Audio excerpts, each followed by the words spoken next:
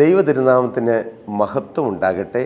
കർത്താവായ യേശു ക്രിസ്തുവിൻ്റെ സ്നേഹം നിറഞ്ഞ നാമത്തിൽ നിങ്ങൾക്ക് ഓരോരുത്തർക്കും എൻ്റെ എളിയ സ്നേഹവന്ദനം.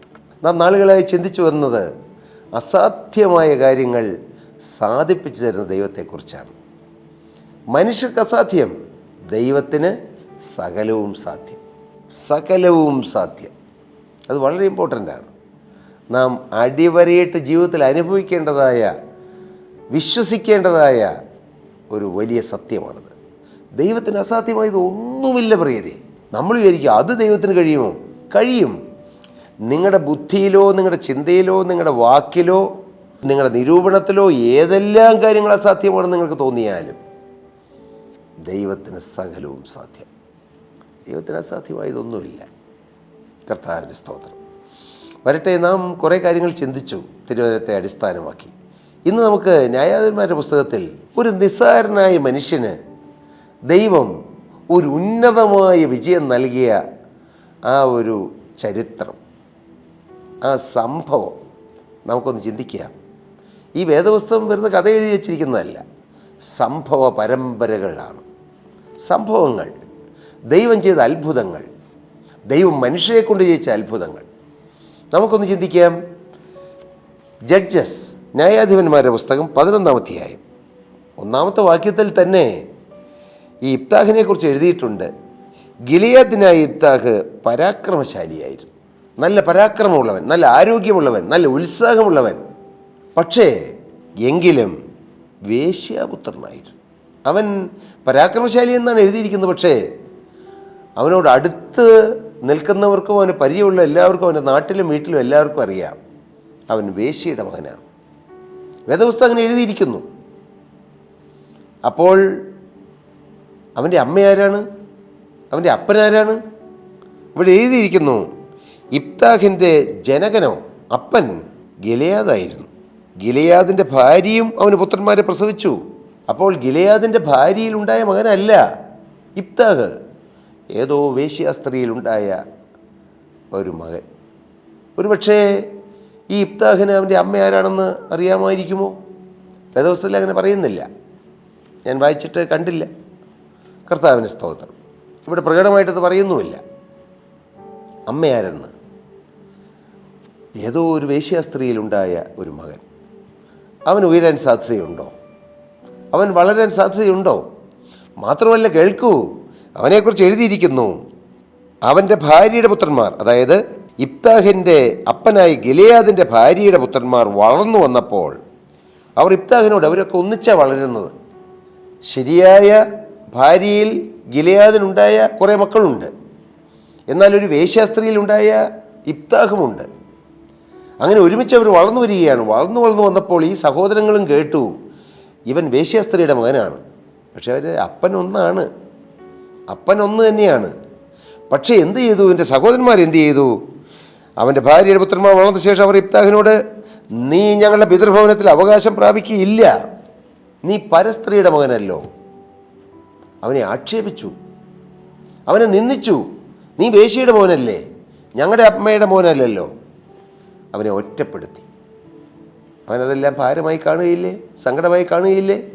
ആ കുരുന്ന് മനസ്സ് ഒത്തിരി വേദനിച്ച് കാണുകയില്ലേ? അവൻ തന്നെത്താൻ എവിടെയെങ്കിലും മുറിയുടെ മൂലയ്ക്കൽ ഒതുങ്ങിയിരുന്നവൻ ഏങ്ങലടിച്ച് കരഞ്ഞു കാണുകയില്ലേ? കാണും പ്രിയരെ. പരാക്രമശാലിയാണെന്ന് പുറമേ കണ്ടുവെങ്കിലും ഉള്ളിൽ വേദനകളുള്ള അനേക കാര്യങ്ങൾ നമ്മുടെ ചുറ്റുപാടുമുണ്ട്. മകനെ, നീ അങ്ങനെ ഒരാളല്ലേ? പുറമേ ചിരിക്കും, മറ്റുള്ളവരെ ചിരിപ്പിക്കും, പക്ഷേ നിൻ്റെ സ്വകാര്യ ജീവിതത്തിൽ വേദന അനുഭവിക്കുന്നതല്ലേ നീ? ഒരുപാട് സങ്കടങ്ങൾ ഉള്ളിൽ പേറിക്കൊണ്ടല്ലേ മകനെ നീ നടക്കുന്നത്? ഒറ്റയ്ക്കിരിക്കുമ്പോൾ പൊട്ടി കരയുന്ന ചില അനുഭവങ്ങൾ നിൻ്റെ ജീവിതത്തിലില്ലേ? ഉണ്ട്. അത് യേശു അറിയുന്നു, യേശു കാണുന്നു. മറ്റുള്ളവർ കൂടുമ്പോൾ, ആരാധനാലയത്തിൽ വരുമ്പോഴോ, സമൂഹത്തിലോ അല്ലെങ്കിൽ ജോലി സ്ഥലത്തോ ചെല്ലുമ്പോൾ സന്തോഷം. പക്ഷേ ഒറ്റയ്ക്കിരിക്കുമ്പോൾ വേദനിച്ച് പുളയുന്ന അനുഭവത്തിലൂടെ കടന്നു പോകുന്നവരാരെങ്കിലും നീ വാക്കുകൾ കേൾക്കുന്നുണ്ടോ? ഞാൻ നിങ്ങൾക്ക് ഒരു സത്യം പറഞ്ഞു തരാം, ഇബ്താഹിൻ്റെ അനുഭവത്തോട് ചേർത്ത്. പാവം ഇബ്താഹ് ഏങ്ങലടിച്ച് കരഞ്ഞു കാണും. അവനോട് പറഞ്ഞു, നീ ഞങ്ങളുടെ പിതൃഭവനത്തിൽ അവകാശം പ്രാപിക്കില്ല, നീ പരസ്ത്രീയുടെ മകനല്ലോ എന്ന് പറഞ്ഞ് അവനെ നീക്കിക്കളഞ്ഞു. അവനെ ആ വീട്ടിൽ നിന്ന് ഇറക്കി വിട്ടു. അങ്ങനെ ഇബ്താഹ് തൻ്റെ സഹോദരന്മാരെ വിട്ട് തോബ് ദേശത്ത് നിന്ന് പാർത്തു. തോബ് ദേശത്ത്, വേറെ ദേശത്ത് പോയി പാർത്തു. മാത്രമല്ല, നിസ്സാരന്മാരായ ചിലർ ഇബ്താഹിനോട് ചേർന്ന് അവനുമായി സഞ്ചരിച്ചു. വലിയ ആൾക്കാരായിട്ടൊന്നും ബന്ധമില്ല, ഉന്നത തലത്തിലൊന്നും പിടിയില്ല. ചെറിയ നിസ്സാരരായ കുറച്ച് പാവപ്പെട്ടവരും നിസ്സാരന്മാരുമായ ചില കൂട്ടുകാരുമായി അവൻ ജീവിച്ചു. ജന്മം മോശം, അവൻ അവകാശം കിട്ടിയില്ല, വീട്ടിൽ നിന്ന് ഇറക്കി വിടപ്പെടേണ്ടി വന്നു, നാട് വിട്ടു പോകേണ്ടി വന്നു. നിസ്സാരന്മാരായ കൂട്ടുകാർ. ആ ജീവിതം പുഷ്പിക്കാൻ സാധ്യതയുണ്ടോ? നിങ്ങളുടെ സ്വന്തം ജീവിതത്തിലേക്ക് നോക്കി നിങ്ങൾക്ക് തിന്മകളും ഇല്ലായ്മകളും കുറവുകളും പോരായ്മകളൊക്കെ ഒത്തിരി പറയാനുണ്ടായിരിക്കാം. ഇനി എൻ്റെ ജീവിതം പുഷ്പിക്കുമോ? ഇനി എൻ്റെ ജീവിതം തളിർക്കുമോ? എൻ്റെ ജീവിതം ഫലം കായ്ക്കുമോ? എൻ്റെ ജീവിതം തീർന്നില്ലേ? ഇനി എനിക്കൊരു നല്ല കാലം കിട്ടുമോ? നിങ്ങളിൽ പലരും ഈ ഒരു ചിന്ത നിങ്ങളെ വേദനിപ്പിക്കുന്നുണ്ട്. ഒരു ഹൃദയത്തിലേക്ക് ഒരു സൂചി കൊണ്ട് കുത്തി മുറിവേൽപ്പിക്കുന്ന പോലെ പല ചിന്തകൾ പല സമയങ്ങളിലായി നിങ്ങളെ വേദനിപ്പിക്കുന്നുണ്ടാകാം. എന്നാൽ നിങ്ങൾ കേൾക്കൂ, ഞാൻ നിങ്ങളെ വായിച്ച് കേൾപ്പിക്കാം. 11-ാമത്തെ അതേ അധ്യായത്തിൽ തന്നെ, ഒരധ്യായം പോലും തീരേണ്ടി വന്നില്ല. 11-ാം അധ്യായം 21-ാമത്തെ വാക്യം മുതൽ വായിക്കുമ്പോൾ, ഇസ്രായേലിൻ്റെ ദൈവം യഹോവ സീഹോനെയും അവൻ്റെ സകല ജനത്തെ ഇസ്രായേലിൻ്റെ കയ്യിലേൽപ്പിച്ചു. അവർ അവരെ തോൽപ്പിച്ചു. ഇങ്ങനെ ഇസ്രായേൽ ആ ദേശനിവാസികളായ അമ്മോന്യരുടെ ദേശമൊക്കെയും കൈവശമാക്കി. അർന്നോൻ മുതൽ യാബോക്ക് വരെയും മരുഭൂമി മുതൽ യോർദാൻ വരെയുമുള്ള അമ്മോന്യരുടെ ദേശമെല്ലാം ഇബ്താഹ് പിടിച്ചടക്കി. ഈ ഇബ്താഹ് ഒറ്റയാൾ നിന്നതുകൊണ്ട് ജീവനുള്ള ദൈവം വലിയൊരു ജയം ഇസ്രായേൽ നൽകി. അതിന് കാരണം എന്താണെന്ന് അറിയാമോ? 11-ാം അധ്യായം 11-ാമത്തെ വാക്യം വായിക്കുമ്പോൾ, അതിൻ്റെ അവസാനത്തെ വാക്യം വായിക്കുമ്പോൾ, ഇബ്താഹ് മിസ്പയിൽ വെച്ച് യഹോവയുടെ സന്നിധിയിൽ തൻ്റെ കാര്യമെല്ലാം പ്രസ്താവിച്ചു. തൻ്റെ വേദനകൾ, തൻ്റെ സങ്കടങ്ങൾ, തൻ്റെ ആവശ്യങ്ങൾ, തൻ്റെ ഭാരങ്ങൾ, തനിക്ക് അത്യാവശ്യമായി വേണ്ടത് എല്ലാ കാര്യവും ജീവനുള്ള ദൈവത്തിൻ്റെ സന്നിധിയിൽ അർപ്പിച്ചു. ദൈവത്തോട് പ്രാർത്ഥിച്ചു. അങ്ങനെ ഇബ്താഹ് ജയം നേടി. ഇബ്താഹിനൊരു സമർപ്പണമുണ്ടായിരുന്നു. ദൈവസന്നിധിയിൽ സമർപ്പണം, ദൈവസന്നിധിയിൽ നേർച്ച നേർന്നു, തന്നെ ഡെഡിക്കേറ്റ് ചെയ്തു. കർത്താവേ, നീ എനിക്ക് ജയം തന്നാൽ ഞാൻ നിന്നെ സേവിക്കും, ഞാൻ നിന്നെ മാനിക്കും, നിനക്ക് മഹത്വം തരും. നാം 11-ാം അധ്യായം വായിച്ച് വരുമ്പോൾ വളരെ ശക്തമായ ചില കാര്യങ്ങൾ നമുക്ക് വായിക്കാൻ കഴിയും. 4-ാമത്തെ വാക്യം 11-4, കുറേ കാലം കഴിഞ്ഞിട്ട് അമ്മോന്യർ ഇസ്രായേലിനോട് യുദ്ധം ചെയ്തു. അമ്മോന്യർ ഇസ്രായേലിനോട് യുദ്ധം തുടങ്ങിയപ്പോൾ ഗിലെയാദിലെ മൂപ്പന്മാർ ഇബ്താഹിനെ തോബ് ദേശത്ത് നിന്ന് കൊണ്ടുവരുവാൻ ചെന്നു. കർത്താവിൻ്റെ സ്തോത്രം. ഏത് ദേശത്തു നിന്നാണോ അവന് തള്ളപ്പെട്ടത്, ആ ദേശത്തേക്ക് അവനെ മടക്കി കൊണ്ടുവന്നു. ഞാനൊരു ദൂത് നിങ്ങളോട് പറയാം, നിങ്ങൾ എവിടെയാണോ അപമാനിക്കപ്പെട്ടത് അവിടെ നിങ്ങളുടെ പേര് കർത്താവ് വലുതാക്കും. മോനെ, നീ ഏത് ഫീൽഡിലാണോ ഒന്നുമില്ലാത്തവനായി തീർന്നത്, അതേ ഫീൽഡിൽ നിന്നെ ദൈവം ഉയർത്തും. ഹല്ലേലൂയ. നീ ഏത് കാര്യം ചൊല്ലിയാണോ നീ അപമാനിക്കപ്പെട്ടത്, അതേ കാര്യത്തിൽ ദൈവം നിനക്ക് മാന്യത തരും. എവിടെയെല്ലാം പരാജയപ്പെട്ടു അവിടെയെല്ലാം വിജയം തരും. എവിടെയെല്ലാം മോനെ നീ ഏങ്ങലടിച്ച് കരഞ്ഞുവോ അവിടെയെല്ലാം നീ ആർത്ത് സന്തോഷിക്കാൻ ഇടവരുത്തും. Hallelujah, hallelujah. ആ ഇബ്താഹ് സ്വന്തം വീട്ടിൽ നിന്നും സ്വന്തം നാട്ടിൽ നിന്നും പുറപ്പെട്ടു പോയപ്പോൾ ഒരുപക്ഷെ അവൻ ഏങ്ങലടിച്ച് കരഞ്ഞു കാണും. എന്നാൽ ഇപ്പോൾ തോബ് ദേശത്തേക്ക് ചെന്നിരിക്കുകയാണ്. ഇസ്രായേലിലെ നേതാക്കന്മാർ സ്വന്തം വീട്ടിൽ നിന്ന് സഹോദരങ്ങളെ ഇറക്കി വിട്ടത്. പക്ഷെ ഇപ്പോഴേ നാട്ടിലെ പ്രമാണിമാരാണ് ഇബ്താഹിനെ അന്വേഷിച്ച് ചെല്ലുന്നത്. ഞാനതൊന്നും ഒത്തിരി വിശദീകരിക്കുന്നില്ല. ഹല്ലേലൂയ, കർത്താവിന് സ്തോത്രം. ഒരു നേരത്തെ ആഹാരത്തിന് മറ്റുള്ളവരും കൈനീട്ടിയവരാണ് ഞങ്ങൾ. ഞാൻ പലവട്ടം പറഞ്ഞല്ലോ, വീണ്ടും എൻ്റെ അനുഭവം ഞാൻ നിങ്ങളോട് പറയുന്നത് എൻ്റെ യേശുവിനോട് നന്ദിയുള്ളതുകൊണ്ടാണ്. എന്നാൽ ഇന്ന് അനേകർക്ക് ആഹാരം കൊടുക്കുന്നവരാക്കി ഞങ്ങളെ തീർത്തൊരു ദൈവമുണ്ട്. എൻ്റെ അമ്മ യേശു ക്രിസ്തുവിനെ രക്ഷകനും കർത്താവുമായി സ്വീകരിച്ചു, സുവിശേഷം സ്വീകരിച്ചു. പതിവുപോലെ കൂലിവേലയ്ക്ക് ഒരു വീട്ടിൽ പോയി. ആ വീട്ടിൽ ചെന്നപ്പോൾ പറഞ്ഞു, നീയും സുവിശേഷം കേൾക്കാൻ പോയോ? പോയി. എന്നാൽ ഇനി കൂലിപ്പണിയില്ല. എൻ്റെ അമ്മ മുണ്ടിൻ്റെ കോന്തലം കൊണ്ട് കണ്ണുനീർ തുടച്ചുകൊണ്ടാണ് തിരികെ വീട്ടിൽ പോകുന്നത്. പിന്നെ കൂലിവേലയ്ക്ക് പോകേണ്ടി വന്നില്ല. മാത്രമല്ല, കൂലി കൊടുക്കുന്നവരായി മക്കളെ തീർത്തു. ഈ ദൈവം ആരാണ് പ്രിയരെ? കൂലിവേലയ്ക്ക് പോയി അമ്മയെ തിരികെ വിട്ടു. പക്ഷെ പിന്നെ കർത്താവ് പറഞ്ഞു, മോളെ നീ കൂലിവേലയ്ക്ക് പോകണ്ട, നിൻ്റെ മക്കളെ കൊണ്ട് ഞാൻ അനേക കാര്യങ്ങൾക്ക് കൂലി കൊടുക്കുന്നവരാക്കി തീർക്കും. അതേ പ്രിയരെ, ഈ ദൈവം സർവശക്തനാണ്. മനുഷ്യർക്ക് അസാധ്യമാണ്. മനുഷ്യർക്ക് ചിന്തിച്ചാൽ ഒരു എത്തും പിടിയും കിട്ടുകയില്ല. എന്നാൽ ദൈവത്തിന് സകലവും സാധ്യം. സ്തോത്രം, ഹല്ലേലൂയ. മാത്രമല്ല, ദൈവത്തിന് സ്തോത്രം. യഹോവയുടെ സന്നിധി തൻ്റെ കാര്യമെല്ലാം പറഞ്ഞു. യഹോവ എനിക്ക് ജയം തരുമെന്ന് ഇബ്താഖ് വിശ്വസിച്ചു. മാത്രമല്ല, ജയം കിട്ടാൻ മറ്റൊരു കാരണം 29-ാമത്തെ വാക്യം, അപ്പോൾ യഹോവയുടെ ആത്മാവ് ഇബ്താഖിൻ്റെ മേൽ വന്നു. ഏത് ബലഹീന മനുഷ്യൻ്റെ മേലും പരിശുദ്ധാത്മാവ് വന്നാൽ അവൻ ബലമുള്ളവനായിത്തീരും, അവൻ കരുത്തുള്ളവനായിത്തീരും. മോനെ, നിനക്ക് 4 പേരുടെ മുമ്പിൽ എഴുന്നേറ്റ് നിന്ന് ഒരു സാക്ഷ്യം പറയാനോ ഒരു വചനം പറയാനോ നിനക്ക് സഭാകമം ഉണ്ടാകാം, മേല് ശരീരം വിറയ്ക്കുന്ന പോലെ തോന്നാം.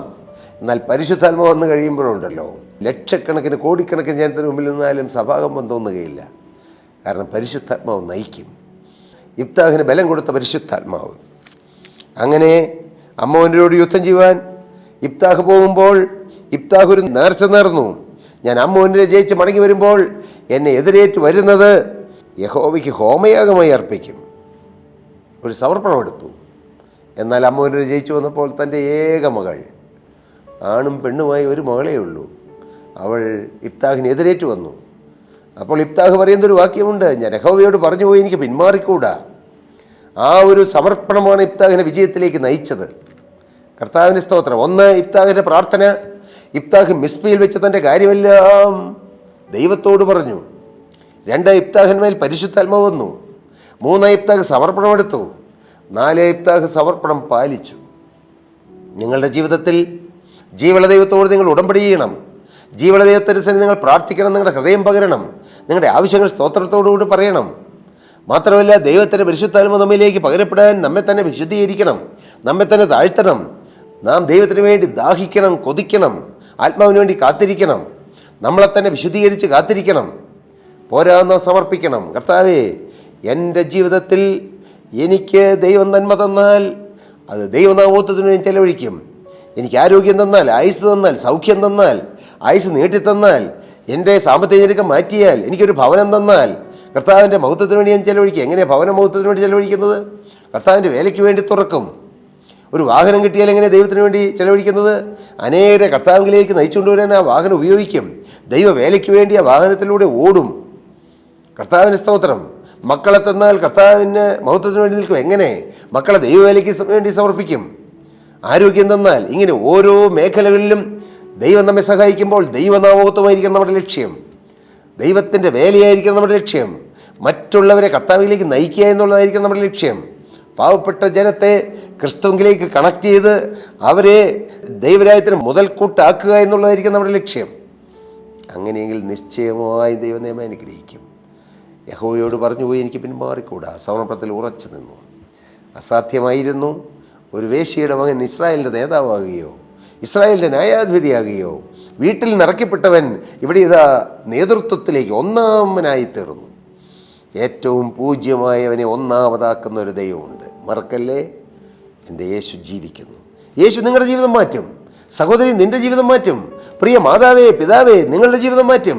പ്രിയ യൗവനക്കാരാൻ നിൻ്റെ ജീവിതം മാറ്റും. പ്രിയ കുഞ്ഞേ, നിൻ്റെ ജീവിതം മാറും. യേശുവിൻ്റെ കരങ്ങളിൽ സമർപ്പിക്കൂ. യേശുവിനോട് പ്രാർത്ഥിക്കൂ. ഇബ്താഖിനെ പോലെ ദൈവസ്ഥനിൽ നമ്മുടെ കാര്യമെല്ലാം പറഞ്ഞ് ദൈവത്തിന് വേണ്ടി ഇറങ്ങിത്തിരിച്ച് ദൈവാത്മാവുള്ളവനായി നിൽക്കുക. അതിന് കർത്താവ് നിങ്ങളെ സഹായിക്കട്ടെ. നിങ്ങൾ ഓരോരുത്തരും അനുഗ്രഹിക്കപ്പെടട്ടെ. നിങ്ങൾ ഓരോരുത്തരും ദൈവത്താൽ അനുഗ്രഹിക്കപ്പെട്ടവരായി, ഉയർത്തപ്പെട്ടവരായി, വളർത്തപ്പെട്ടവരായി തീരട്ടെ എന്ന് ഞാൻ പ്രാർത്ഥിക്കുകയും നിങ്ങളെ അനുഗ്രഹിക്കുകയും ചെയ്യുന്നു. പ്രിയ സഹോദരി സഹോദരങ്ങളെ, നിങ്ങൾക്ക് പ്രാർത്ഥനാ വിഷയങ്ങളുണ്ടോ? തീർച്ചയായും താഴെ കാണുന്ന നമ്പറിൽ ഞങ്ങളുമായി കോൺടാക്ട് ചെയ്താൽ ഞങ്ങൾ നിങ്ങൾക്ക് വേണ്ടി പ്രാർത്ഥിക്കാം. നിങ്ങളുമായി കോൺടാക്ട് ചെയ്യാം, കമ്മ്യൂണിക്കേറ്റ് ചെയ്യാം. ഞങ്ങളുടെ പ്രെയർ വാരിയേഴ്സ് ടീം നിങ്ങൾക്ക് വേണ്ടി പ്രാർത്ഥിക്കും. ഞങ്ങളുടെ പ്രെയർ ഡെസ്കിലുള്ള ദൈവമക്കൾ നിങ്ങളുമായി കമ്മ്യൂണിക്കേറ്റ് ചെയ്യും, നിങ്ങളോട് സംസാരിക്കും, നിങ്ങൾക്ക് വേണ്ടി ഫോണിലൂടെ പ്രാർത്ഥിക്കും. തീർച്ചയായും കർത്താവ് നിങ്ങളെ അനുഗ്രഹിക്കട്ടെ. ദൈവനാമം മഹത്വപ്പെടട്ടെ. സ്തോത്രം.